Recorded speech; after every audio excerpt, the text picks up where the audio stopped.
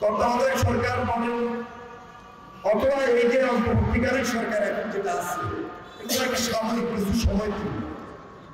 এই সরকার তো পার্মানেন্ট সরকার না, কিন্তু জনগণের যিনি সরকার হবে তিনি 5 বছরের জন্য দায়িত্ব নিয়ে থাকবেন, দেশে একটা স্থিতিশীলতা থাকবে। এই স্থিতিশীলতা ব্যবসার ক্ষেত্রে সবচেয়ে বেশি প্রয়োজন।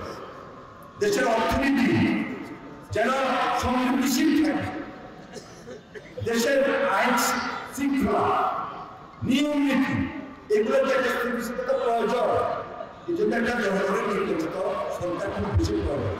এই আপনার কি বার্তা করছে আমাদের ছাত্র ভাইরা, আমার ছাত্র ভাইদের বলতেছি, যুবক ভাইদের বলতেছি, তরুণদেরকে বলতেছি যেটা উই আর ইউনাইটেড, আমরা বাংলাদেশ। এই জন্য আমরা সবার আগে বাংলাদেশ একসঙ্গে মিলে একত্রিত। আমরা আমাদের সংস্কৃতি, আমাদের কৃষ্টি, আমাদের কালচার সবকিছু নিয়ে আজকে আমার মাঠে তার আমাদের নেতৃত্বে এক করতে বলবে।